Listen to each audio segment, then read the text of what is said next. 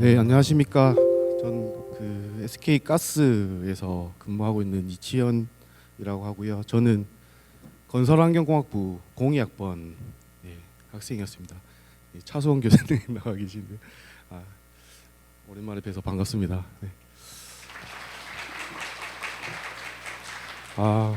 시간이 엄청 빨리 흘러가는 것 같아요. 저도 대학교 1학년 때 신나게 놀았던 기억이 있는데 아까 김익현 교수님께서 월드컵 얘기하시는데 2002 월드컵 얘기하시는데 아무도 모르시는 것 같더라고요. 잘. 그때 제가 대학교 1학년이었거든요. 그때 이제 월드컵 보면서 진짜 술 먹고 한창 즐겁게 놀고 있었는데 참 그걸 여기 계시는 분들 잘 모르는 것 같아가지고 참 시간이 빠르다는 걸 느꼈습니다. 제가 준비한 내용 좀 말씀드리겠습니다. 저는 02학번 그때는 이제 지구환경 시스템 공학부였어요. 이름이. 그 전에는 아마 토목환경공학부였을 건데 그 당시에 이제 토목환경 하면은 그 학생들이 특히 여학생들이 많이 안 왔던 것 같아요. 이제 토목이라는 어감이 좀 세가지고 그래서 아마 여학생들을 많이 모집하기 위해서 아마 지구환경 시스템이라고 좀 바꿨지 않았나 생각을 하고 있고, 그다음에 저는 이제 울산대학교 진골입니다. 이제 석사 박사까지 다 울산대학교에서 했고요. 그리고 이제 경력은 이제 졸업하고 그 한국생산기술연구원이라고 지금 저기 본사는 천안에 있는데 뭐 울산에도 있고 부산에도 있고 지사가 여러 가지 있습니다. 저기는 이제 중소 중견기업 뭐 제조기술 좀 개발해주는 연구원이었고요. 저기를 이제 포닥을 거쳐서 이제 그 통합환경 컨설팅하는 컨설팅 업체에 가서 이제 팀장을 하고 지금 SK 가스에서 근무를 하고 있습니다.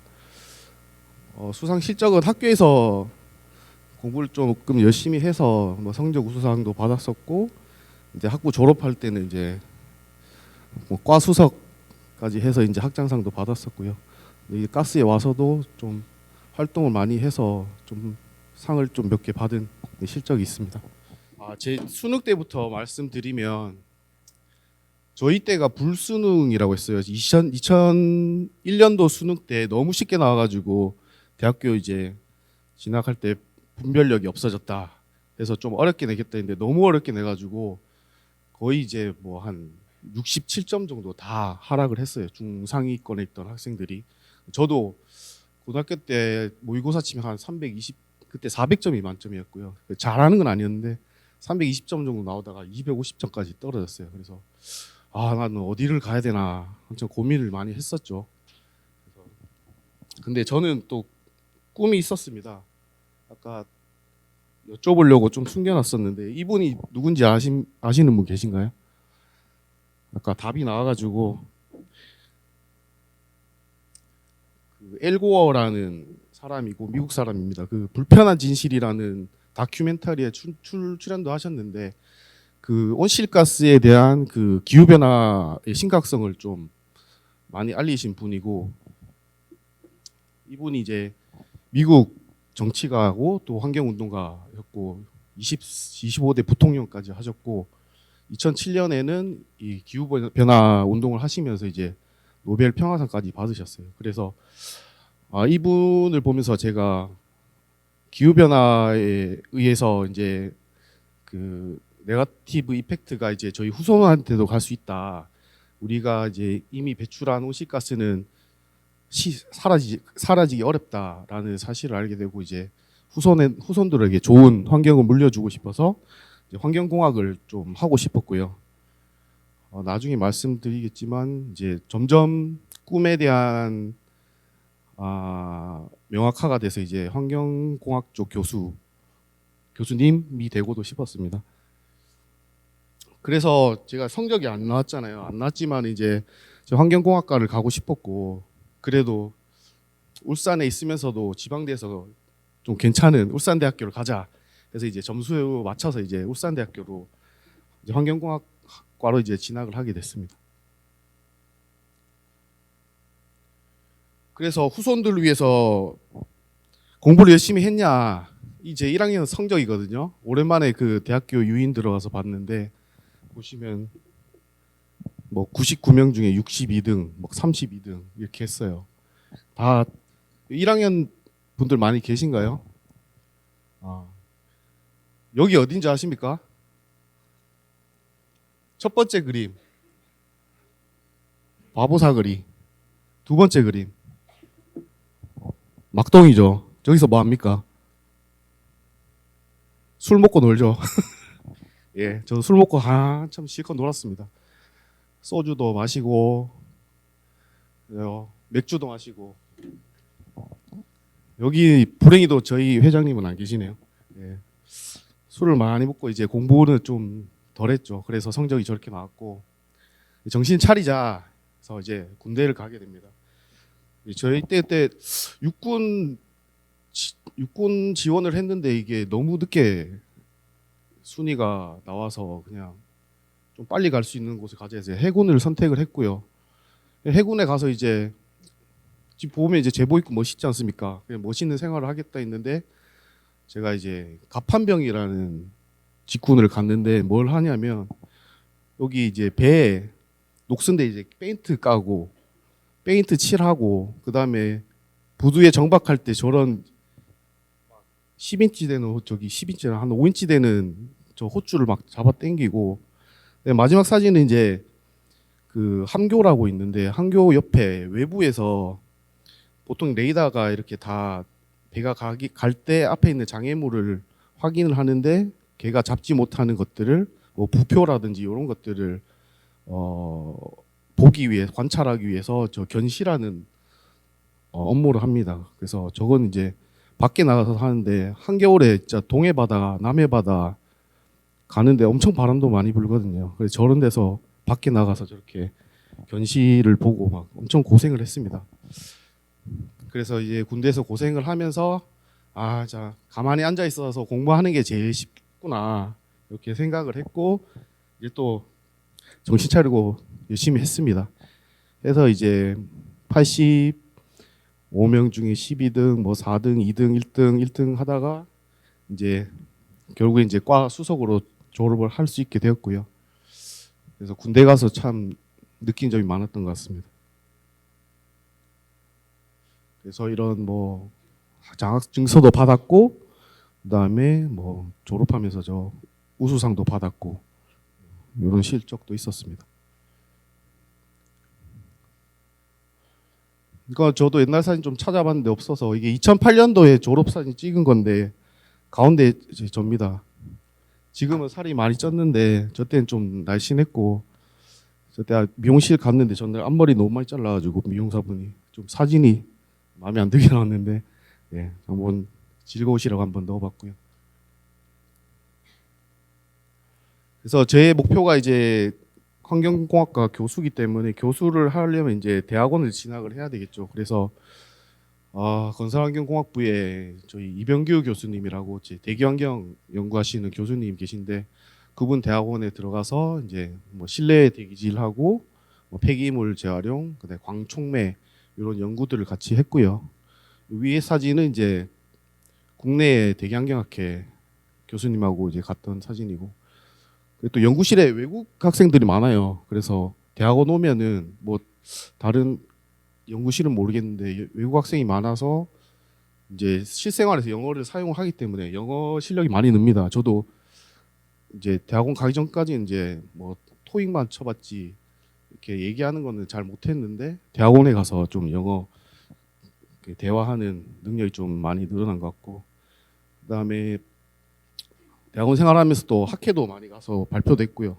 또 대학원의 좋은 점이 교수님마다 좀 다르겠지만은 해외 학회를 좀 자주 갈 수 있었거든요. 저기 왼쪽은 이제 홍콩 학회 가서 찍은 거고 오른쪽이 저 일본이었던 것 같은데 그리고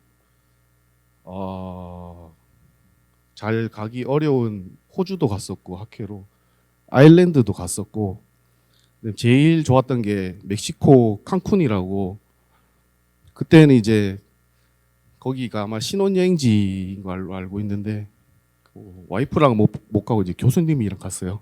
그래서 예, 좋은 환경은 봤지만 그렇게 즐겁지는 않았습니다. 그래서 그리고 이제 좀 더 그 연구자로서 능력을 쌓기 위해서 이제 또 미국 유학을 좀 계획을 했었고 그래서 GRE, 토플 등을 준비했는데 그때 다른 학과 학생들하고 스터디 그룹을 만들어 가지고 열심히 공부했어요. 공부해서 GRE는 이제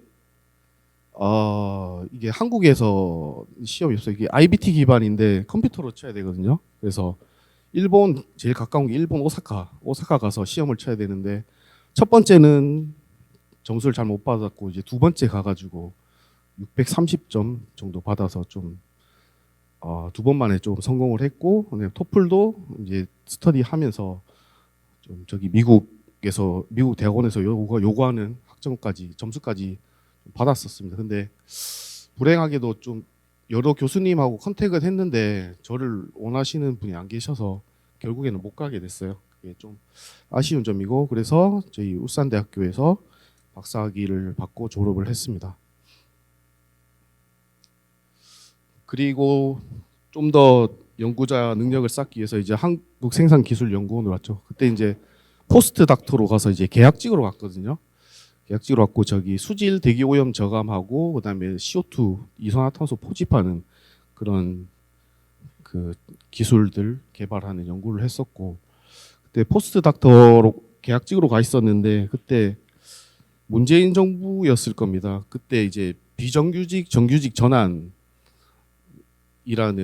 기회가 있었는데 그때 처음에는 저희 한국생산기술연구원이 그 과학기술부 부처 소속이었는데 중간에 이제 산업통상부로 바뀌었어요. 바뀌면서 포스트 닥터는 비정규직에서 정규직 전환 대상이 아니다라고 해서 아쉽게 좋은 기회를 놓쳤습니다. 그래서 정규직은 못 됐고 그래서 나중에는 결국엔 나오게 됐고요. 근데 또 뭐 저기 연구원 다니면서 또 저희 꿈에 잠깐 발을 담갔던 게 이제 부산에 있는 그 경남정보대학교에서 뭐 겸임 교수로 뭐 환경공학 개론도 잠깐 강의했던 경험이 있습니다. 그래요. 한국생산기술연구원에서 이제 계약 끝나고 나와서 이제 좀 실업 급여를 받으면서 또 취직을 준비를 했어요. 그때. 근데 대기업은 여러 군데 넣었는데 사업장 쪽을 넣다 보니 사업장 일하는 쪽을 넣다 보니까 너무 학위가 높다. 그래서 안 받아주시더라고요. 그래서 좀 눈높이를 낮춰서 중소 중견기업 쪽으로 좀 고개를 돌렸습니다. 돌려서 이제 두 군데에서 연락이 왔는데 한 곳은 이제 선박에 그 낙스라는 대기오염 물질 저감하는 기술 개발하는 업체고 한쪽은 이제 통합환경인허가라고 저희 환경 분야에 이제 인허가가 여러 개 인허가가 있는데 이게 그 다루는 이제 그 정부 부처가 달라서 그냥 한 개로 통합해서 환경부에서 관리하겠다 해서 이런 통합환경인허가가 생겼고 그래서 이 두 개 업체 중 어디를 가야 될까 고민을 하다가 일단 선박 낙스 쪽은 이제 선박에 국한돼 있기 때문에 조금 이제 제 능력을 확장하기가 좀 힘들 것 같고 이제 통합환경인허가는 뭐 이게 시기에 따라서 그다음에 업종에 따라서 저 인허가를 해야 되는 시기가 달라지지만 어쨌든 전 모든 업종의 사업장에서 저 통합환경 인허가를 새로 받아야 되거든요. 그래서 통합환경 인허가 하는 쪽이 낫겠다 해서 저쪽을 선택했고 일단 제가 선택한 두 가지 선택길에서 선택한 길을 이제 이 길이 최선이다 생각하고 열심히 일하자라는 마인드로 또 열심히 일을 했습니다. 일을 하다 보니까 이제 저에게 이제 기회가 찾아왔습니다. 이게 SK 가스라는 업체에서 환경 인허가도 잘 알고 그다음에 환경에 대한 과제를 잘 기획할 수 있는 사람 요구를 했는데 제가 이제 그 컨설팅 업체에서 이제 2년 동안 일을 했었고 그러니까 인허가 관련해서는 이제 전문가고 대학원 생활하면서 이제 과제 계획서 만들고 뭐 제출하고 하면서 이제 이런 과제 기획도 조금 능력이 있었거든요. 그래서 그때 아마 LG화학 뭐 GS 이런 쪽에서도 많이 지원을 해서 저의 경쟁자였는데 제가 그 경쟁자를 물리치고 당당히 또 SK 가스라는 업체에 입사를 해서 지금까지 열심히 일을 하고 있습니다. 그래서 지금까지 이제 저의 꿈의 여정에 대해서 좀 말씀을 드렸고요. 지금 뭐 제 꿈에는 잠깐 발만 담궜지만 아직 꿈은 버리지 않았습니다. 뭐 재직하면서도 기회가 있을 수도 있고 퇴직하고도 기회가 있을 수도 있고 아직 교수의 꿈은 버리지 않고 있고 그리고 말씀드리고 싶은 게 저희 운칠기삼이라는 말이 있어요. 인생 살면서 어떤 일을 이루기 위해서는 운이 70%, 기회가 30%가 필요하다. 그치 운이 70%를 차지하지만 제가 70% 차지하지만 그 기회를 노리기 위해서는 항상 준비를 해야 된다. 어느 분야 어디에 있든지 열심히 해야 된다. 그래야 기회가 찾아온다라고 말씀드리고 싶습니다. 마지막으로 이제 말씀드리고 싶은 게 지금 다 AI 하잖아요. 저희는 이제 SH 기획팀인데 환경안전보건을 이제 전사에서 기획하는 팀인데 어느 부서든 다 AI를 활용을 하려고 하고 있습니다. 예를 들면은 저희 작업할 때 저희 CCTV를 비추지 않습니까? CCTV 비추는데 그 CCTV가 이 사람이 안전모를 쓰고 있는지 안 쓰고 있는지, 그다음에 높은 곳에서 작업할 때 이거 안전거리를 하고 있는지 안 하고 있는지 이런 것들을 다 캐치하거든요.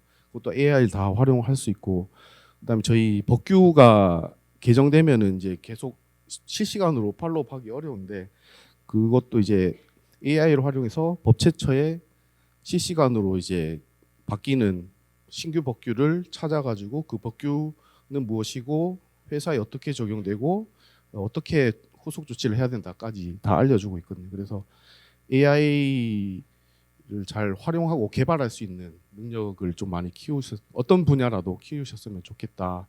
저희 임원분도 뭐 환경 안전은 잘 몰라도 조금 알더라도 이제 AI를 잘하는 사람이 있으면 언제든지 뽑고 싶다라고 할 정도로 기업체에서는 AI 전문가를 적극적으로 찾고 있습니다. 그래서 AI를 열심히 좀 같이 공부하셨으면 하는 바람이 있습니다. 네, 경청해 주셔서 감사합니다.